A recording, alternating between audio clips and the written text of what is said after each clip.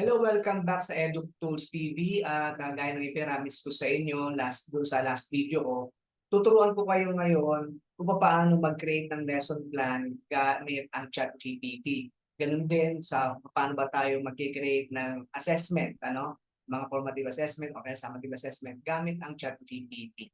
Kaya sana huwag kayo maalis at tapusin ninyo ang video na ito.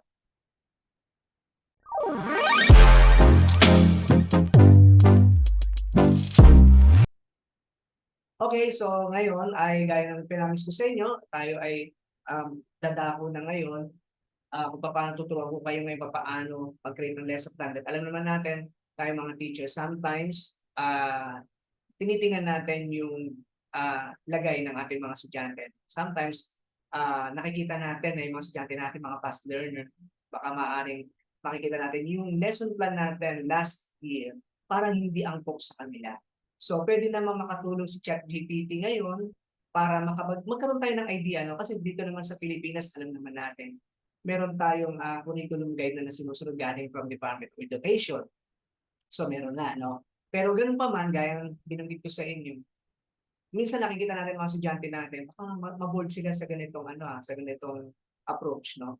So at least ito ngayon si ChatGPT is makakatulong magbibigay ng idea sa atin baka sakaling merong angkop, no? Or merong mas magandang approach or idea na maibibigay si ChatGPT para sa ating mga estudyante, no? Kasi di ba doon naman kasi tayo dapat mag-rely kung ano ba yung status o ano ba naaabot ng estudyante natin, kung ano ba yung lagay nila, no? Kung ano ba sa tingin ninyo mas ma-absorb nila yung lesson natin, di ba? Ganun naman ang ginagawa natin. No?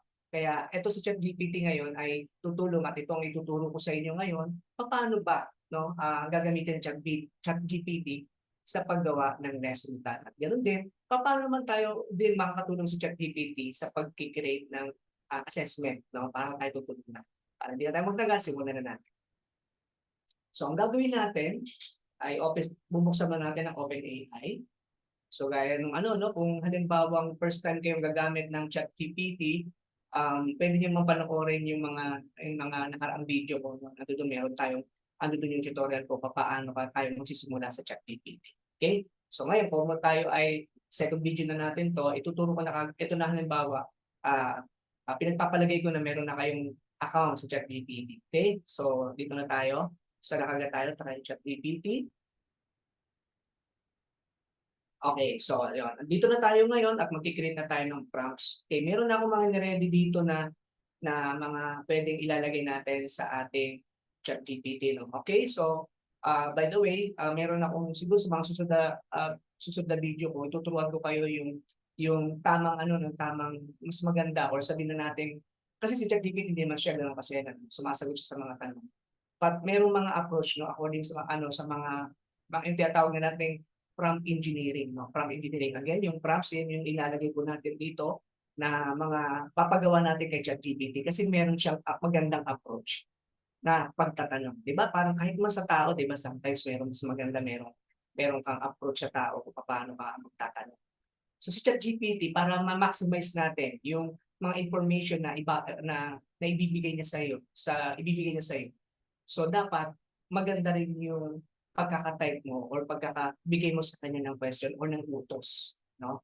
Ng utos kay ChatGPT para mas maibigay niya yung magandang mga information, no? So sa next topic ko siguro i-discuss yan. Okay? So dito na muna tayo ngayon. So meron na ako ni-ready dito mga ipapagawa kay ChatGPT. So ito. So dito sa ating uh, gagawin, ito. So mapapansin niyo, mababasa niyo ngayon, create a lesson plan about work and energy. I'm a grade 8 teacher in science. Create a sample lesson with a lesson plan or with 4 objectives and 1 icebreaker activity and 1 performance task. So kumbaga parang binibigay ko na kay ChatGPT yung mga kailangan ko. No? Binibigay ko na sa kanya para huwag na tayong paulit-ulit na patanong-tanong pa kay ChatGPT. Well, di naman siya makukulitan, Di naman siya makukulitan, wala nang problema kahit tanong. Pero para lang mapabilis, no, ang ating trabaho, makuha kaagad natin yung kailangan natin kay ChatGPT, dapat sinasabi natin sa kanya kung ano ba yung mga kailangan. Kaya na ito, makikita natin dito. So, meron dito kaagad, binigay ko na kaagad yung goal, binigay ko na kaagad yung kung ano yung context at saka kung anong action ba yung kailangan, no? So ayan. So ito, enter natin. So as you can see, no, magkikreate siya ngayon. Ang bilis lang niyang mag-create ng lesson plan. So gaya na sinabi ko kanina, ang DepEd kasi meron tayong curriculum guide na sinusunod. Pero itong si ChatGPT pwedeng magbigay ng idea, ng iba pang idea na pwede nating ituro sa bata or approach ito. So as you can see, ito na siya ngayon. Nagbigay na ngayon siya ng uh, lesson plan. No? So objective 1, define and understanding work. Objective 2, identity different forms of energy. At objective 3, calculate work and power. Pero mo yan, at dyan na kagad siya. Then objective 4, apply to conservation of energy. So dyan, mamimili na lang tayo kung bawa meron sa tingin ninyo kailangan natin ituro na sabihin na natin na kulang doon sa curriculum guide o sabihin na natin na ibang approach. Pwede natin gawin yan, gaya na ito. No? So, binigyan na rin niya tayo ng icebreaker activity, energizer ball. Andiyan na rin, ilalagay na rin ni ChatGPT kung paano mo gagawin. Ayan mo. Begin the lesson with an interactive activity to introduce the concept of energy transfer. Students will understand in a circle and toss a ball to lower another. So napaka-ano na lang yan, napakabilis na lang yan. Then meron na rin siya introduction, 10 minutes. Okay. Activity energy course, 20 minutes. Activity 2, 25 minutes. So, energy 15 minutes. So, meron siyang, ito naman ang lang to. Ito lang naman ay, kumbaga parang recommendation niya or suggestion lang naman ni ChatGPT. Nasa inyo pa rin naman. Siyempre, alam naman natin, minsan tayo ang klase natin. So, bahala tayong mag-adjust. Ang dito lang si ChatGPT, nagbibigay ng idea. No? So, ito na rin, nagbigay na rin siya ng performance task as you can see. Roller coaster design, nandiyan niya kung paano mo gagawin. No? So, kompleto siya. No? Napakabilis lang niyang magbigay. Pero ilang segundo lang yun na ibigay niya na kagad yung lesson plan na gusto mo. No? So, ganyan lang siya kabilis. Napakalaking tulong talaga ng ChatGPT. No? Para mas maging productive tayo mga teacher. Dahil naman natin, tambak na tayo ng paperworks. At least ito paano makakatulong sa ChatGPT na mapabilis, no? Lalo na doon sa mga nagsisimula pa lang mag-teacher, no? Sa mga nagpa-practice ko, malaking tulong itong ChatGPT. Ngayon naman, paano naman tayo mag-create ng assessment, no? So, pwede na natin ano yung si ChatGPT dito. So, create a 10 assessment activity in multiple choice. Okay? So, ganyan.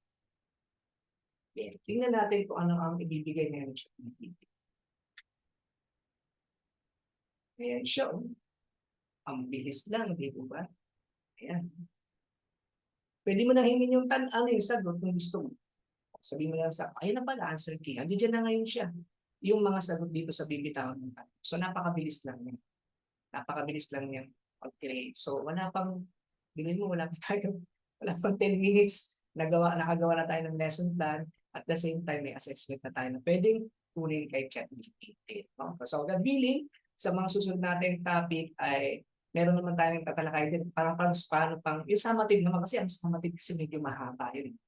Paano tayo parang mas yung maganda yung quiz na gagawin natin is makasigurado tayo na naituro natin. So yun yung mga natin mas maganda yung quiz kasi mamaya basta tandaan natin i-double check pa rin natin. Huwag tayong masyadong mag-rely kay ChatGPT. Dahil marami naman sa ChatGPT, no? Meron siyang limitation, no? Minsan, may nakalagay pa sa simula, meron siyang bias na minsan na binibigay na answer. Kaya, i-double check pa rin natin as a teacher, responsibilidad natin. Kung ano man ang bibitawan natin sa mga estudyante, kung ano sasabihin natin, ano natin yun, kumbaga, kargado sa atin yun. Kaya, mas maganda, dapat talaga i-double check natin yung ating mga assessment na galing kay ChatGPT. Maski ang lesson plan, i-double check pa rin natin, aaralin pa rin natin. No? Ang ChatGPT para lang makatulong sa atin, no? Maging productive tayo at mas mapabilis ang ating trabaho. Pero meron pa rin tayong tatrabawin. Ngayon, i-double check yung ating information na nakukuha natin kay ChatGPT. Doon na less lang naman ang error, no? Natin. Kasi kahit Tagalog, pwede tayong mag-create ng lesson plan gamit ang ChatGPT kahit na Filipino subject, edukasyon sa pagpapakatao, aling panlipunan. Makakatulong si ChatGPT sa atin. No? Kaya gagawin. So, sa susunod na video naman, ang tutulungan naman natin yung ating mga estudyante. Yan. Paano ba makakatulong sa pag-aaral ng mga estudyante ang ChatGPT. Yan ang ating tatalakayin naman sa aking next video. Salamat sa Diyos. Sana mag-share, huwag niyo kalimutang mag-like, mag-share, mag-subscribe dito sa aking YouTube channel para sa mga susunod pa mga video. Salamat sa Diyos. Ingatan naman tayo lahat ng Panginoon.